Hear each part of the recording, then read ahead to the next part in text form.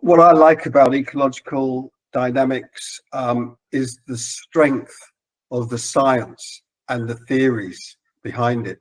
So you're probably aware that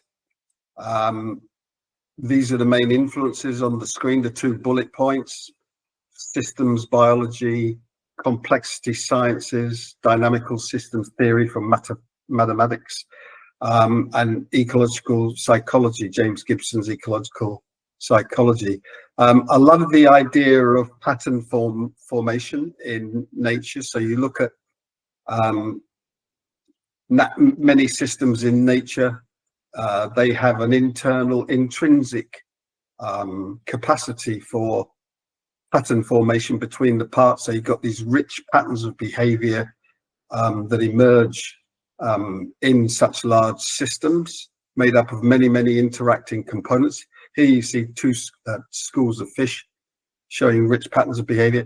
And we've applied these ideas to the study of movement coordination, so the parts of the body, lots and lots of different parts of the body. So the emphasis that that Nikolai Bernstein provoked was that we should have less of an emphasis on motor control and skill acquisition and move towards developing a strong understanding of movement coordination and the acquisition of movement coordination.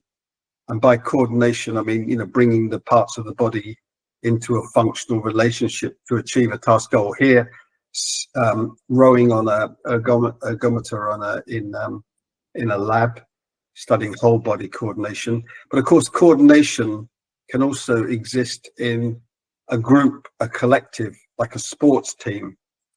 The same processes apply, pattern formation, and we can use the same sciences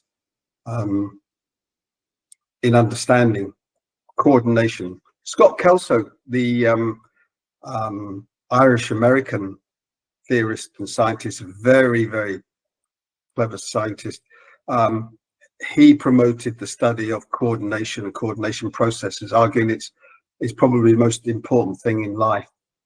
And that was had quite a big impact on me as an academic. And I like this model at the bottom left-hand side, you can see here, because for me that captures the ecological scale of analysis.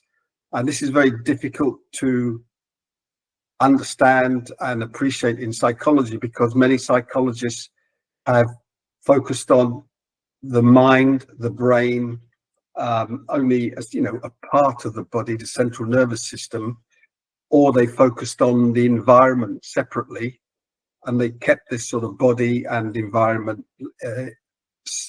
isolated and separated. And this diagram shows you how this is the scale of analysis, that interactions between people in the environment, and between people and the environment and an individual's body, the nervous system. This is the scale, the appropriate scale of analysis. And that's difficult to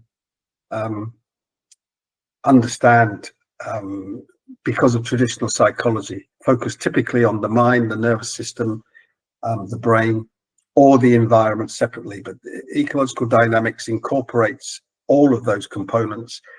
They're inseparable to get a good understanding of coordination. You can see where coordination is really important in this, at this scale of analysis.